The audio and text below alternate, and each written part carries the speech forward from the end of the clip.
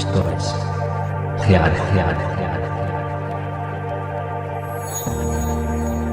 Es más. 3, no 1. Canal Gear. Suscríbete. Ver quién ha dicho que el Padre, el Hijo y el Espíritu Santo es uno, porque os han engañado. La mala interpretación de lo escrito. Es fácil cuando se quiere inclinar las creencias a un lado y el que expone se muestra receptivo a lo que quiere creer. Al final, la confusión entra sola. Jesús dice en Juan 10, 30. Yo y el Padre somos una sola cosa. ¿El ser humano es una cosa? ¿O en el sentido de la confusión, un espíritu es una cosa? ¿La energía es una cosa? Está claro que, con ese versículo, Jesús se refiere a que son la misma esencia, como cualquier hijo con su padre, comparten la misma genética. Algo que por supuesto, en el año 33 no lo podía saber nadie de este planeta. El versículo de Juan 10, 30, no descarta para nada lo que dice el versículo 25 y 29 también de este capítulo 10, y se muestra como hijo, no como la misma persona que el Padre. Y hay montones de versículos más por todos los escritos, donde Jesús se diferencia claramente del Padre. De hecho, el judaísmo, que es de donde proviene el cristianismo, no contempla a un Dios divisible, y afirma que Jesús es un ser humano diferente a Dios, más, en su ignorancia por las ideologías antiguas, ni siquiera lo reconocen como hijo de Dios, lo cual muestra que jamás abandonaron sus creencias antiguas. Y tanto el cristianismo como el judaísmo, igual que el resto de religiones, están todas confundidas porque mantienen sus creencias y no aceptan la verdadera enseñanza de Dios, con lo que desde siempre han manipulado todo. Con tantas variaciones que hablan tan diferentemente habiendo salido todo de lo mismo, ¿a quién creer? Esto me recuerda a Saladín en la película El Reino de los Cielos, tras la rendición de Jerusalén. Canal Gear. Suscríbete. Salam aleikum. Y que la paz sea con vos.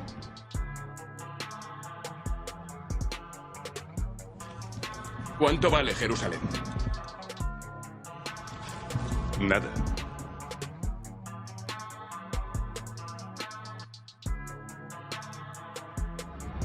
Todo. Pues aquí os digo lo mismo, nada vale, y todo vale, porque la verdad está en todos, y en todos está la falsedad. Jesús, al igual que es nuestro Dios, es hijo del Dios Padre, que, aunque no se quiera aceptar, está bastante claro. Jesús es Dios de la tierra, y el Padre es Dios de dioses. ¿Dónde está el misterio? Si en un mundo con una civilización de reyes es necesario un Dios rey de reyes, en una civilización de dioses es necesario un Dios de dioses. Cada cual puede interpretar las cosas según sus intereses, pero las palabras hablan claro y no dejan lugar a duda. Juan 14, 28. Habéis oído que os dije, me voy y vengo a vosotros. Si me amarais, os alegraríais, pues voy al Padre, porque el Padre es mayor que yo. Aunque, ya sé que os han contado muchos cuentos, lo que en realidad está diciendo Jesús en ese versículo, es que Él no tiene suficiente poder para darnos lo que necesitamos, y que el Padre será quien se lo proporcionará. En cuanto al Espíritu Santo, eso es otra historia, ni siquiera es un ser, esto sí que es una cosa, un objeto, al menos la parte en la que Jesús se refiere al Paráclito, el aliado, el abogado. Es como un testigo que recoge la verdad sobre nuestros actos y que, en el momento de presentarse antes de la siguiente venida de Dios, no hablará sobre él, ni de su parte, sino que hablará lo que se le ha dicho que ha de decir, hablará sobre lo que Jesús nos ha enseñado y sobre lo que vendrá. Que prácticamente en ese momento ya lo estaremos viendo venir desde lo profundo del espacio. Juan 14, 26. Mas el Consolador, el Espíritu Santo, a quien el Padre enviará en mi nombre, Él os enseñará todas las cosas, y os recordará todo lo que yo os he dicho. Como ya he mencionado, al mencionar el Espíritu Santo en estos versículos, no se refiere a un ser, ni un espíritu, ni siquiera a Dios, se está refiriendo a un objeto, una morada que alberga agentes terrestres que hablarán en nombre de Jesús por orden de Dios. Es el tabernáculo Nueva Jerusalén, que dejó Dios cerca de nosotros para anunciar su próxima llegada y ser testigo de nuestros actos, y que, por supuesto, es nuestra esperanza para quienes vivimos en cualquier momento que se alcance el entendimiento, y se acepte los mandamientos de Dios de forma realmente contundente. No obstante, si no hallamos lo que no percibimos ni reconocemos, cuando llegue la Nueva Jerusalén en el momento que se le asignó, nos enseñará todas las cosas que necesitamos y nos recordará todo lo que Jesús nos dijo, preparándonos para su llegada. Juan 14, 16 y 17. Le pediré al Padre, y Él os dará otro Paráclito, para que esté con vosotros para siempre. el Espíritu de la verdad, que el mundo no puede recibir, porque no lo percibe ni lo reconoce, pero vosotros sí lo reconocéis, porque mora a vuestro lado, y Él estará en vosotros. Cuando Jesús dice que le pedirá al Padre y que Dios nos dará otro Paráclito, para que esté con nosotros para siempre, se está refiriendo al lugar que nos fue a preparar, un tabernáculo muchísimo más grande que la Nueva Jerusalén, capaz de albergar a toda nuestra civilización, con ganados, rebaños y muestras del resto de especies de este planeta. Con el Espíritu de la verdad, se refiere nuevamente al tabernáculo, pero en este caso, no solo a la Nueva Jerusalén física, que ya hemos visto en la historia de después de Cristo y anterior al siglo XX. También se refiere a las descripciones del tabernáculo, que nosotros ya tenemos y que es la revelación de la verdad, pero que no lo percibimos ni lo reconocemos, aunque lo hemos visto porque está a nuestro lado, y en nosotros mismos, porque se nos ha sido educado con los escritos. Juan 15, 26 y 27. Cuando llegue el Paráclito, que yo os enviaré de junto al Padre, el Espíritu de la verdad que saldrá de junto al Padre, Él dará testimonio de mí. Pero también vosotros daréis testimonio, porque estáis conmigo desde el principio. Aquí os dice que, cuando llegue el Paráclito que nos ha de calmar nuestros temores, dará testimonio de Jesús con lo que nos revele, que coincidirá con lo que nosotros sabemos de Jesús, y todo será manifestación indudable de la verdad. Juan 16, 7 y 8. Si no me marcho, el Paráclito no vendrá a vosotros, por el contrario, si me marcho, os lo enviaré. Y Él, por su venida, confundirá al mundo en materia de pecado, de justicia y de juicio. Si Jesús no tuviese que irse, no habría necesidad de enviarnos el Paráclito, que al llegar todo lo que nos diga en materia de pecado, de justicia y de juicio, será tan diferente a lo que creemos, que quedaremos sumidos en confusión. Los conceptos que nosotros hemos adquirido sobre justicia, pecado y juicio de las cosas, no tiene nada que ver con el juicio que Dios tiene de todo ello. Juan 16, del 12 al 15. Todavía tengo muchas cosas que deciros, pero no estáis en situación de recibirlas ahora. Cuando llegue Él, el Espíritu de la verdad, os introducirá en la verdad entera, porque no dirá nada de sí mismo, sino que dirá todo lo que escuche y os manifestará las cosas venideras. Él me glorificará, porque recibirá de lo mío y Él os lo manifestará. Todo lo que tiene el Padre es mío, por eso os he dicho, recibe de lo mío y os lo manifestará. Ahí está hablando de lo mismo que os vengo diciendo desde ya hace demasiados años. Aún no estáis preparados para recibir las cosas de Dios ni al propio Dios, ni a la Nueva Jerusalén.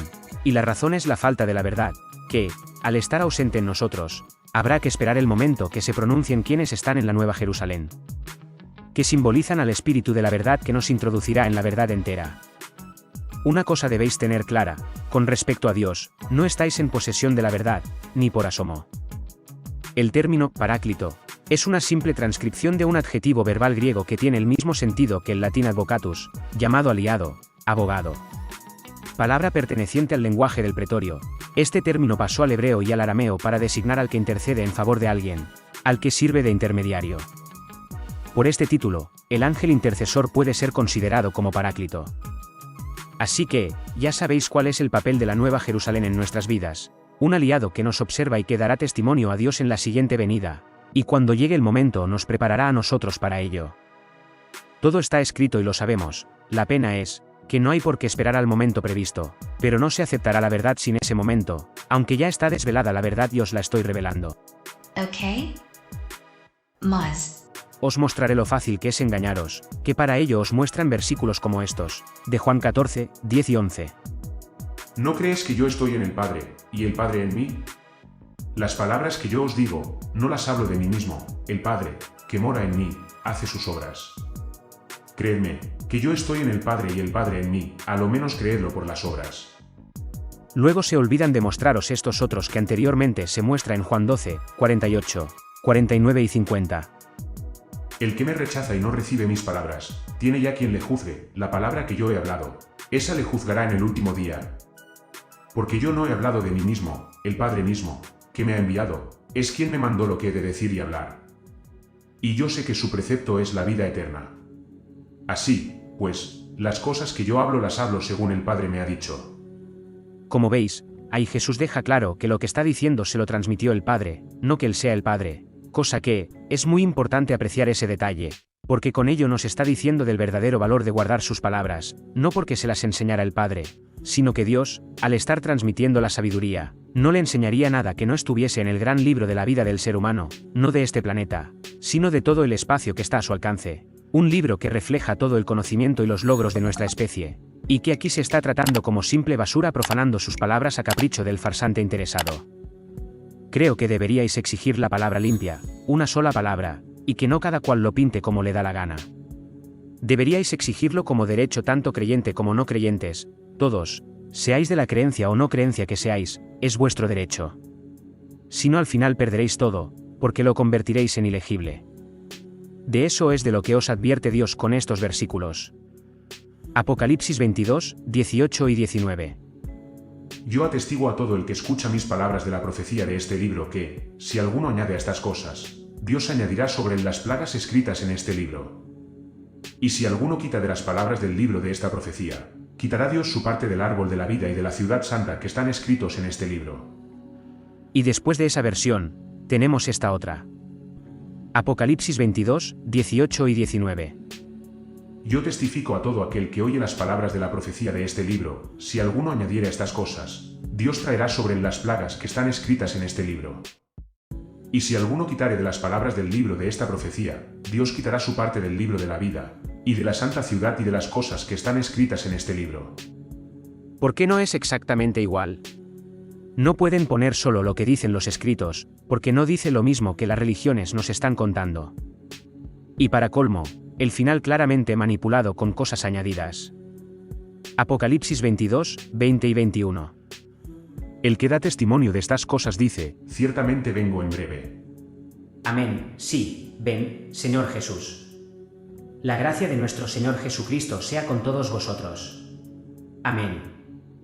El versículo 20 tiene añadido desde la palabra amén, que ni existe en los escritos originales, y el versículo 21, todo es añadido.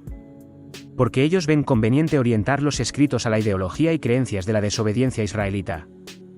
Ahora veamos el versículo por excelencia que dice claramente que Padre, Hijo y Espíritu Santo son tres, no uno. Marcos 15, 34. Y a la hora novena, exclamó Jesús a gran voz, diciendo: Eloi, Eloi, lama sabactani.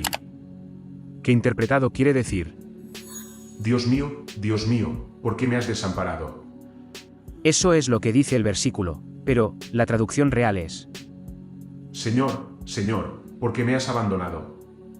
Para esto, su explicación manipuladora es asegurar que Jesús había alcanzado tal estado como humano que sentía el alejamiento de Dios. Pero, ¿es eso posible? Si Jesús y Dios son uno, ¿qué Dios se alejó de Jesús? ¿Jesús ya no era Dios cuando murió? ¿Dios puede perder la conciencia de quién es? Vamos hombre, eso en la prehistoria vale, pero hoy día hay que estar perdidamente sometido para tragarse tal cosa. Con lo poco que hemos visto en esta reflexión, queda rotundamente claro que, Padre, Hijo y Espíritu Santo, son tres, no uno.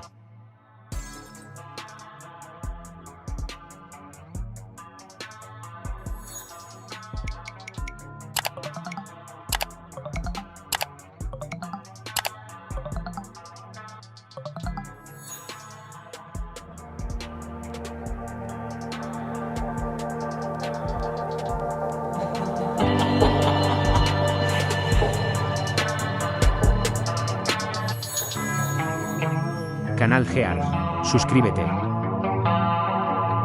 La verdad es más hermosa. Ya no es la edad de piedra. Evoluciona tus creencias.